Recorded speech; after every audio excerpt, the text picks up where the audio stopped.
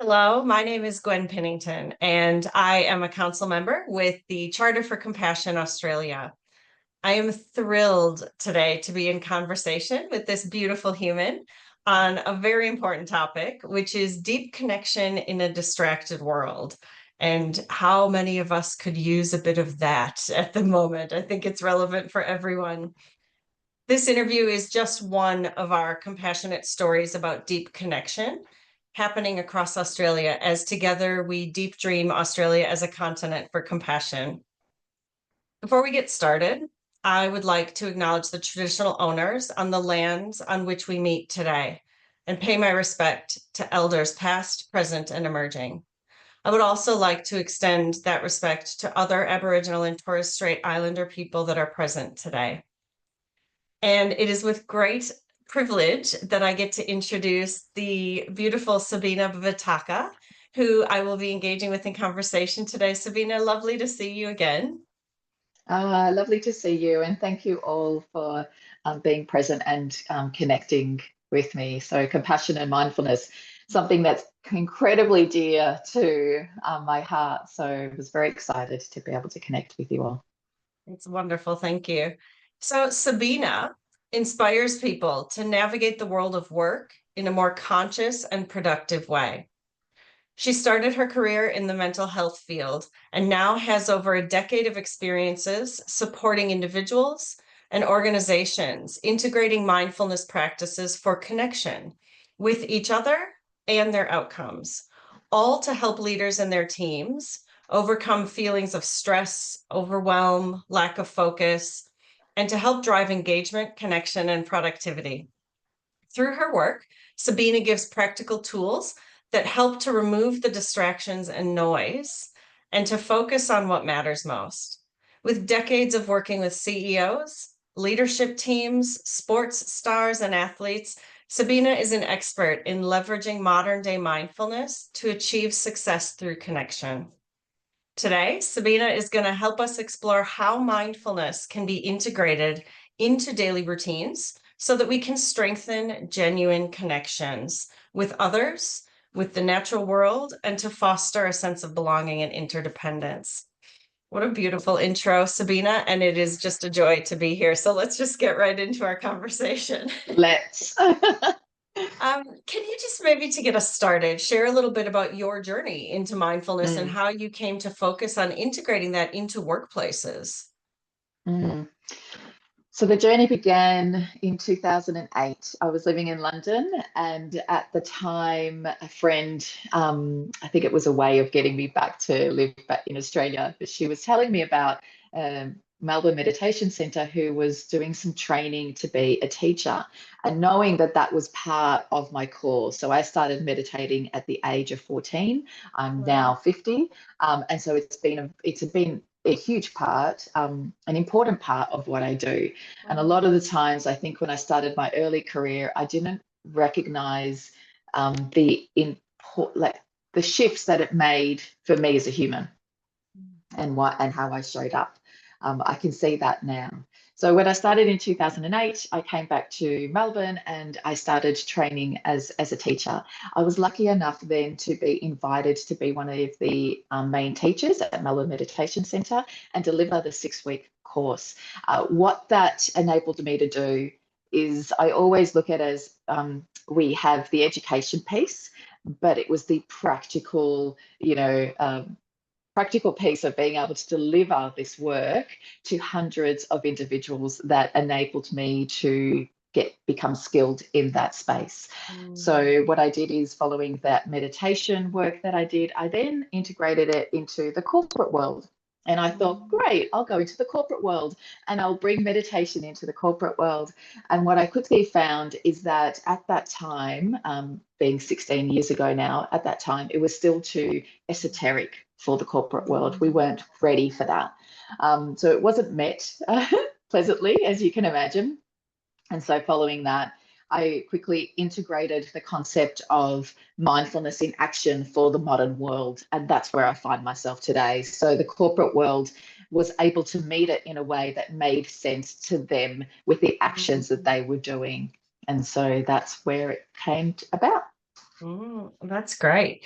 So, mindfulness in action. So, what does that actually mean, and how does that Mm, link to connection at a in mm, a world of work and life where I know I keep saying recently that we're more connected than ever before through technology and through the fact that we can be doing these mm, interviews and I can be talking to people on the other side of the world very easily and don't need to find a payphone, right? So we're more connected than ever before, and yet people feel so disconnected. So mm, how does mindfulness in action support mm, that notion of connection and sense of connections, both at work, I guess, and outside of work? mm. I love that question. So deep connection is at the core of it. Being present is what mindfulness is. Um, Mindfulness equals awareness of the present moment.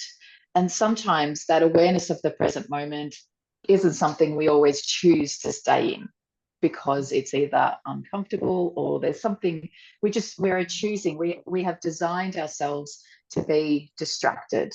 And what I mean by that is the neural pathways that we've created is how we repeat things over and over again, and then we've come to that piece where we're choosing distraction over deep connection and presence. Being present and deeply connecting is one that we choose in every moment. It is that mindfulness in action happening as we in every moment, and that we repeat that. So for example, in this connection that we've got happening with yourself and I, that is one of deep connection, because we are choosing that, because obviously it's the work that we do, but it's something that is important to us. So when we prioritize that deep connection or that mindfulness or whatever you're prioritizing in life, that's what we are choosing in that moment. So it's not saying that other thoughts don't come up. So, for example, I may be, thinking about coming to this connection and thinking, oh, so many people will be watching it. What are they thinking? I might have internal jargon or thoughts. And that's normal. That's okay. I think it's recognizing that we are human, we have those thoughts, but being really deeply connected and present in this moment is something that I prioritize, and being able to bring myself back to it. And that's part of the meditation and mindfulness practice. It's noticing that our thoughts are going elsewhere. Is that serving us? No, let's come back to that focus of deep connection and deep presence. Mm. I love that. Integrating that notion of mindfulness and that it's and choice, right? Mm, Because I often hear people talk about, I work with a lot of leaders and organizations, and they talk about all the reasons why they can't connect, or it's hard to connect, or all these things out there. And actually, if you really come back to that choosing over and over again in each moment, it puts the responsibility back on us and says, hey, but what if I choose to just reconnect and not go into judgment and, yes, when I'm out of presence or out of mind awareness and mindfulness. So I really love that. I think that's so empowering for people yes. to connect with themselves in that choice, right? Yeah, Um, I think so. And I think it's also the compassion piece here as well is really strong. It's like it's okay to have thoughts that are coming in, and other, we have a lot going on as humans. Um, and when we can meet that with compassion, it allows us to be more present without that judgment piece, or without the trying to push it away or wish that it was something different. And I feel like that compassion piece is, something very incredibly important. yeah, really, I love that. So I'm interested in, we're talking about deep connection. So the other side of the coin, what would disconnection look like? If, what have you seen in the course of since you've been 14 practicing this, how do you Yeah, know when there's disconnection, right? In work or in an exchange, interpersonal or other. I'm just curious about what you yeah, typically see. yeah. So disconnection, I'll firstly go with what I see with my own experience. So at the age Right. of 14, my mother had left. We didn't know where she was for a year. So what that meant is that um, let's just say that I got in trouble with the police. and, and my cousin, who is my mother's age, introduced me to a guided meditation. Mm. And that was a way of kind of introducing me to be more present with myself and to be able to manage my internal world and all the chaos that was happening externally. We weren't going to change what was happening externally, but she was giving me skills and resources to be able to manage that for myself. And so till this day, I'm so grateful for her having done that, because it was a meditation tape. It was still seen as quite esoteric. And yeah, it is the piece that makes me who I am today. But that disconnection was happening prior to that. And then I was learning to connect with self. I was learning to stop in stillness and to really experience that sadness, that grief, that confusion, that this doesn't happen at the age of 14. What is happening here? So then I carried that through my teenage years, and which really supported me. Not saying that it didn't continue to be messy, because it was. But then young adult life hit, and I chose not to be present. I chose not to be. I was having fun, and and being present wasn't serving me at that time. Of course, if I was to look at myself back then, I would be like, yeah, okay, that's probably not the best choice you made. But it was a choice I made to not be present. And so I've really observed how I personally have chosen in every moment to be present and to not be present, and to not be deeply connected with myself, because I didn't want to be connected with myself at that point in time. And so I think that's where my piece, why I'm so passionate about now, that we make our own choices in every moment about what we do. But when I look at deep connection in the workplace, which is where most of my work is now, I see it play out in so many different ways. I mean, just the other day, I was speaking to a client who is neurodivergent, and I was asking, how does it show up for you? And she said, boredom. And I was like, that's really interesting, because I've heard of stress, overwhelm, getting distracted, writing an email, forgetting what I was doing, forgetting the keys on the table. Like, I've heard it all. And when I start hearing things that play out a little differently, I'm really curious about that, because I'm like, okay, boredom is not something that shows up for me, but it does show up for individuals in different ways. So the answer to your question, Gwen, I think is it shows up differently. So when I don't want to say that shows up this way, because people listening to it might go, oh, then I mustn't be distracted. No, it actually shows up for people in so many different ways. So the piece here is, if we take the time to develop that awareness for ourselves and notice what it is, what does it look like for you when you get distracted, or you don't, or you're not connected? What does that look like for you?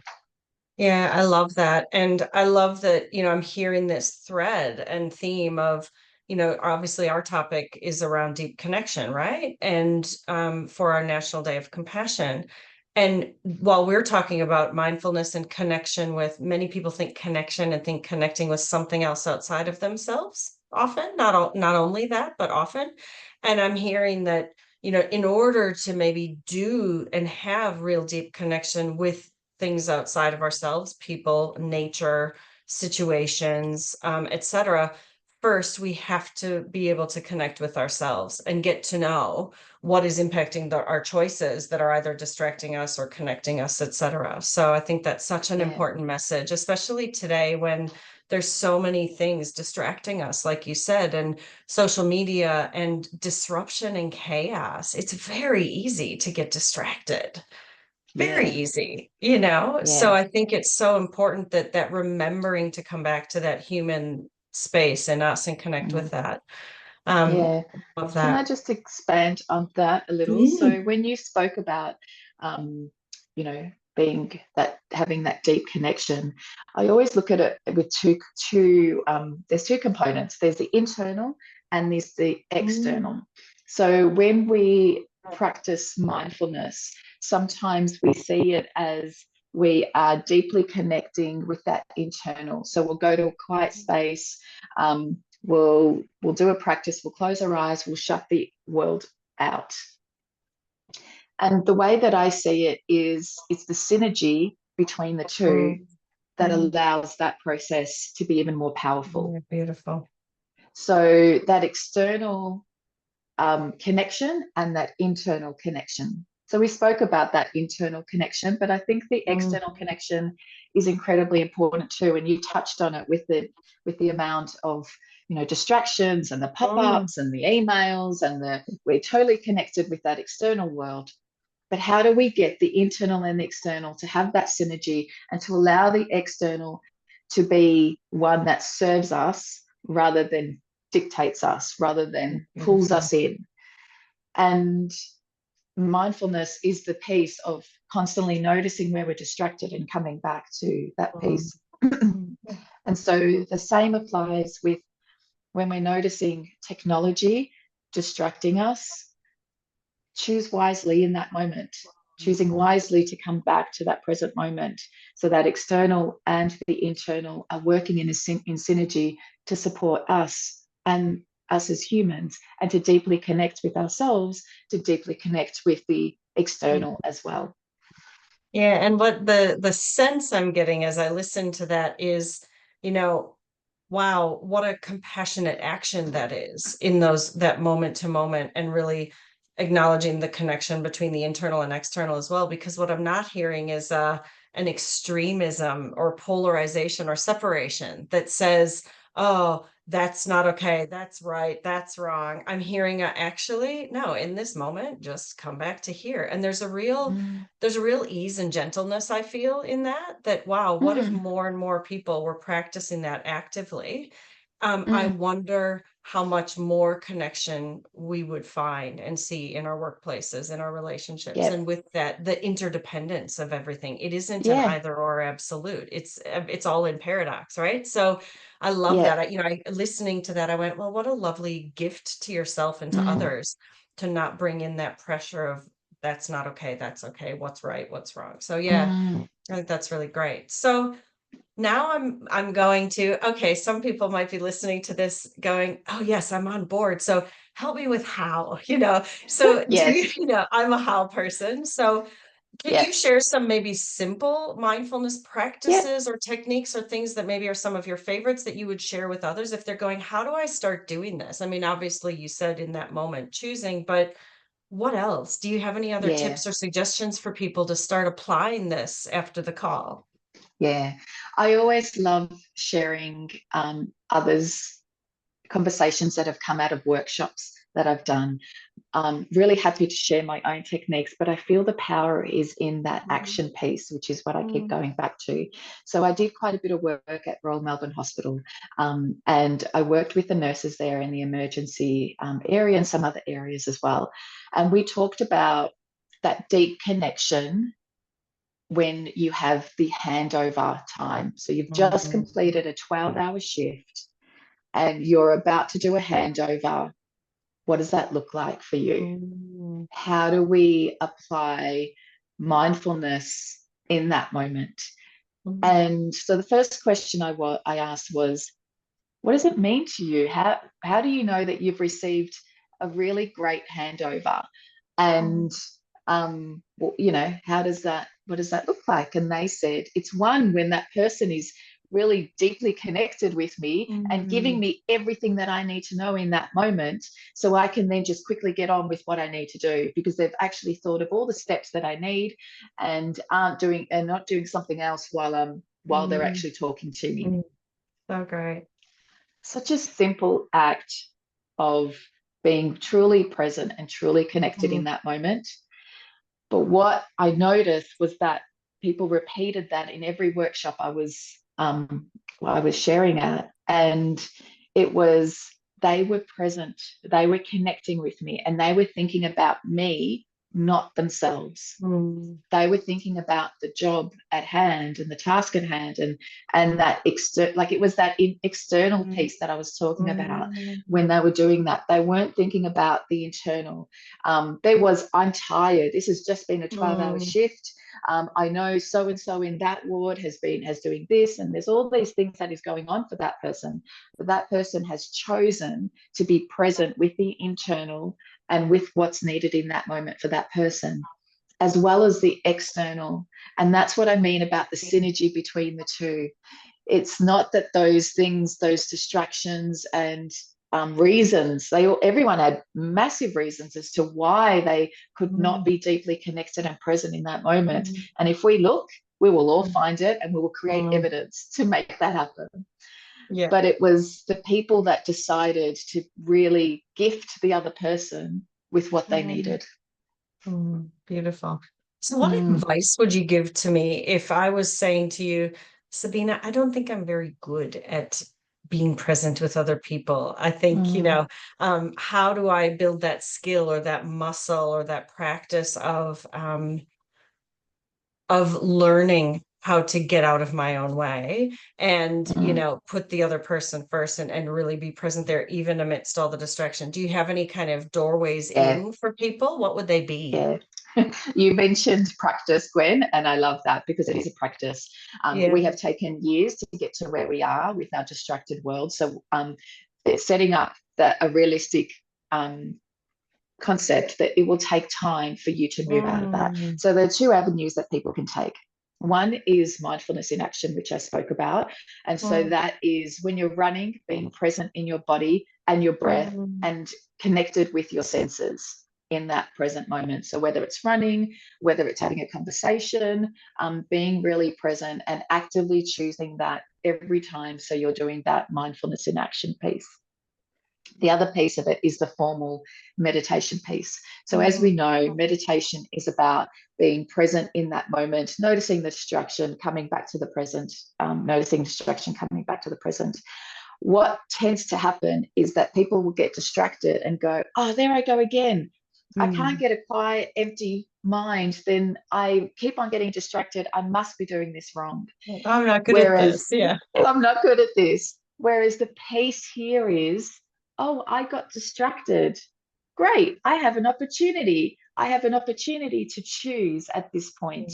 I'm going to choose to come back to my present moment, removing the judgment, removing being harsh on oneself, but just choosing wisely in that moment. We know that by choosing that repetition of being present in the moment, we are overriding or deep connection, as we're talking about here. We are overriding our default, which we have created and trained to be distracted and not connected. Not all of us, but in different ways, we're choosing to scroll rather than deeply connect with the phone or with the laptop on what we're choosing to prioritize in that moment. If we're scrolling, we're training ourselves to scroll when we're wanting to avoid what's happening in that moment, or we're tired, we're scrolling and we're choosing that. So my advice would be choose wisely in every moment. What is going to serve you in this moment to develop and train that deep connection and that deep mindfulness with oneself and the external world. So the internal and the external. Great. So I even noticed myself getting distracted because you were talking about the external world and then you started talking about running. And then where my brain went to was, oh, running. Oh, out in nature, being outside. I wonder if there's mindfulness practices outside. And I had to bring myself back because I was already thinking about, oh, I wonder what else I could ask her. Now I'm curious about that. So now I'm going to ask you a question, being present, Yes. with the conversation. Are there different practices or, the importance of connecting with the external world? What about nature? What about, are there different, the exercises you mentioned running, but, are there different things that you can do to Yes. connect with that external world in a more synergistic way, or to give people different options, maybe and choices around how they practice mindfulness? I've heard about mindful walking and mindful other things. So do you have any suggestions or thoughts on the mindfulness and Yeah. nature and that connection? Yeah, beautiful. So Daidiri is a concept. It's an Aboriginal practice of deep listening and quiet, still awareness with the environment, and that belonging and independence. So what we'll do is I'll share a video with you that I feel it's better placed for them to share what Dadiri is, but it's that deep connection with land, with ancestors, and with that, those components. So when we think about connection, deep connection, it's connecting with your senses. Your senses could be the tangible, practical senses. So the sound, what are you hearing right now? That beautiful magpie. Lovely. What are you hearing? Is there is there a pattern in that sound? What's interrupting that sound? What can we taste? Perhaps we may take a gum leaf from the tree. You can tell that we're in Australia because it's all leaves Australia. But it's like that gum leaf. I love grabbing the gum leaves and actually squashing them, smelling them, putting them on my hand, feeling the texture of the veins. It's about really deeply connecting with all the senses around you. So yes, we can do that in nature when it's a beautiful surrounding.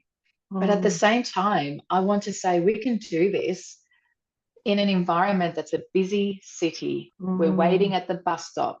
There's a piece of rubbish on the floor. And we can still do this with that piece of rubbish on the floor. Deeply connecting with what we see, what we're hearing. We're hearing the plastic bag rustling in the sound. We're noticing that our language our story is going, why is that piece of rubbish on the floor? And it's like, okay, can we prioritize on what we're focusing on in the moment? What we're focusing on in the moment is that mindfulness for self. But hold on, I want to prioritize that. I want to pick that rubbish up and I want to bring it to the bin. Great. Change your focus and be present with picking up that rubbish and placing it in the bin, but really being deeply connected in every moment that you choose to be choosing that wisely rather than deciding to stay with what you had chosen previously. So your choice may constantly change, but the piece here is connect with the senses around you to deeply connect in that moment. So it could be nature, it could be a pleasant environment, it could be grief. Actually, I will share this. I wasn't this always throws me. I get like this feeling coming up. But when my dad was passing and I was watching his last breath, so learning to practice deep connection and mindfulness is easy when it's in a beautiful environment and it's something that we choose, or that, we know it, we know it well, and that we get pulled to every time. But my practice was questioned in moments where it becomes where it's challenging for me. And watching my father pass and take his last breath and being in palliative care and being present was where it really showed up for me. So I look at that in hindsight, and the actions that I chose in that moment, I now look at that time, and even at the time, it was a gift. It was incredible to be present with my dad in that moment, because I chose to every moment. I noticed that I wanted to scroll, or that it was uncomfortable, or that I wanted to get up and fix things, or whatever it was for me at that time. But I chose to be present with dad. Like, what do you need? How can I help? We played some music for him, so it was like that helped the senses for him, but it also helped the senses for us. So what I want to say in that is, it's a dance. It's a dance of continually observing when we choose to be mindful and deeply connect, and sometimes we'll choose not to deeply connect. Just as I said, when I was in my younger years, I chose not to connect. But when my dad was passing, I chose with every cell in my body to want to connect in that moment, because it was incredibly precious, and it was a gift that I still hold deeply. And Mm, it's just been a really powerful moment whenever I look back at that. So mm, that's where I believe sometimes the work is done, not in those mm, moments where it's mm. easy. Yeah, thank you for sharing that. And, the personal story, I really appreciate that. And, I think everyone can relate to something like that. In today's, especially since, the time since COVID, um, there is so much more change, complexity, uncertainty, disruption that people are maybe more aware of than ever before and experiencing more than ever before. And it feels like almost as if there's more opportunities now when life's not going well, or when there is disruption or there is distraction, and what do we do, because what worked before may not help now. And we talk about in our work, we always say it's really easy to be fabulous when life's going well. We're all pretty fabulous when life's going well, right? It doesn't take a lot. But when life's not going well, or we get thrown the curveball, or there's an immense amount of flooding of an emotion that we're experiencing, or there's uncertainty and we just don't know the answer, how to solve these problems, it's in those moments that I think these practices are so valuable, so that we don't lose sight of the importance of connection and that humanness. And, even amidst the distraction may not go away, but if we can shift then our relationship with it, I would imagine the impacts are huge. So I think where I'm interested in going next is, in your years of experience, both personal and professional, and working across all those contexts, what are the biggest benefits or positive impact that you have seen for people, that where they've practiced mindfulness, or they've brought it in, as for example, in the situation that you just shared and that experience with your father? So what are some of the real benefits that people can get, maybe not will get, but can get from these sort of practices and choices? I'm going to go to the corporate sector because that's where most of my work is. And I'm going to talk Right. about return on investment. Mhm. Great. So the ROI for those, and return on investment for those that aren't familiar with it. Sure. Okay, so this is nice. So I'll go into a workshop and I'll talk about being mindful and present and connected. It's like, okay, that's nice. We'll do that when we have time. Right. And it's like, how do we? So the question I always ask the team is, when you're not present, and I've used the nursing handover component, so I'll stick with that. When you're not delivering a handover in an ideal way, and you're not connected, and you've missed some elements to that handover, what is the impact on your shift going forward? Right. So the impact on the shift will be that I might give the wrong medication, that I'm rushing around. Like, there'll be loads of impacts as to what has happened in that moment. I'll need to try and use my lunch break to try and catch up on what she didn't tell me in the handover, he or she didn't tell me in the handover. And so the impact of not having Mm, a present handover has an impact going forward. So when I go into offices, I ask the same thing. When you're not writing a mindful email, and you're not deeply connecting with the email, and that the other person on the other side of that email, what do they need to know in that mm, email? What is important in this moment? But what's happening is we're thinking about the conversation about someone else having an amazing weekend, mm, and we're getting distracted because we want to go over to that conversation and not be mm, writing this email. So what is the impact of writing an email, not being present, having sent it, and then realized, oh, I forgot? Right. mm, So you're wasting time because then you've got to write another email. I've left the attachment out. So the impact of the time that's wasted, the mm, energy that's wasted, um, are really important return on investment mm. components. Like, that's money that we're talking Yeah. about there. Yeah.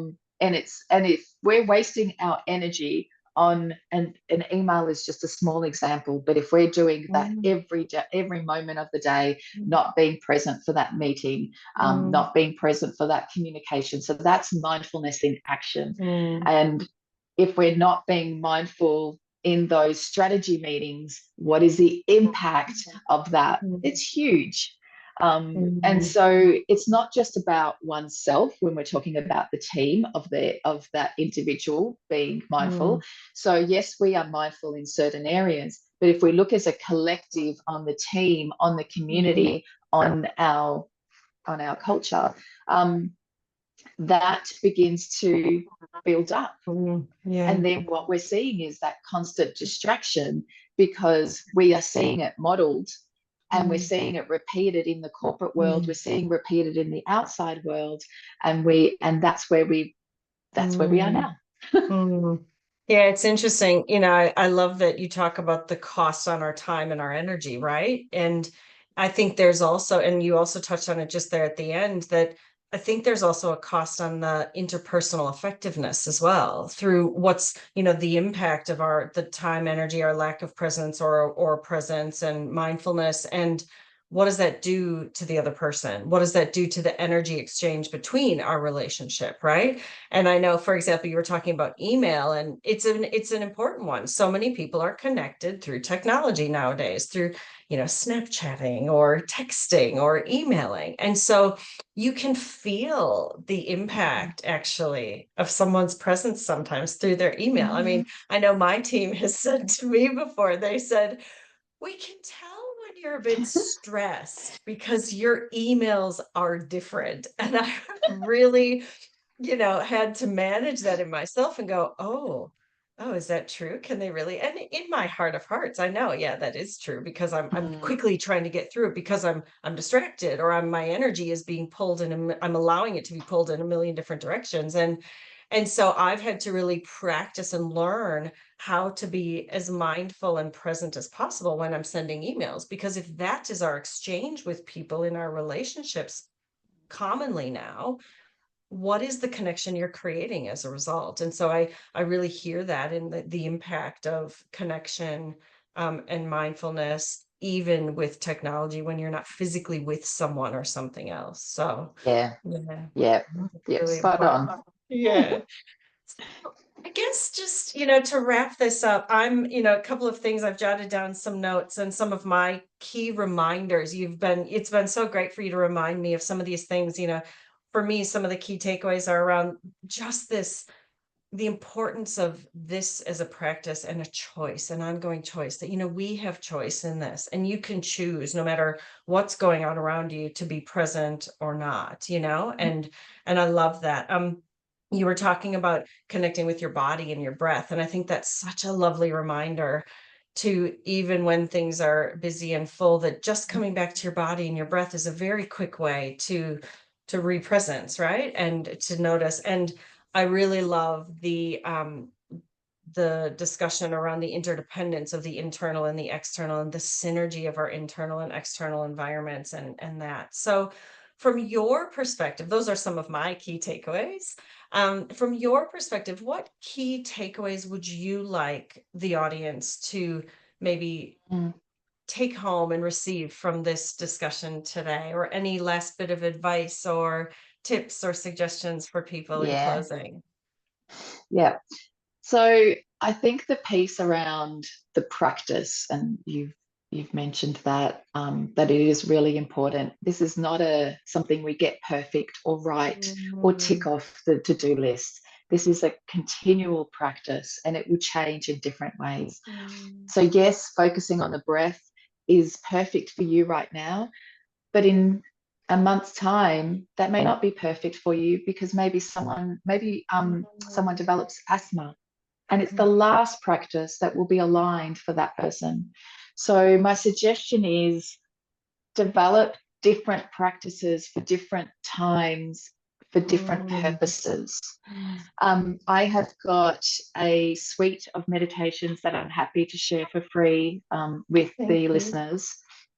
So there's my LinkedIn profile. So please connect with me on LinkedIn and your email address, and I will send those meditations depending on what is the right fit for you as well. So I'll do that. Mm, So and the last piece as well is there's a book that I absolutely love, which is called Stolen Focus by Johan mm, Hari, and I would I'll leave that link in there as well. I think it's a Mm, great book to talk about distraction, technology, the mm, world we live in today.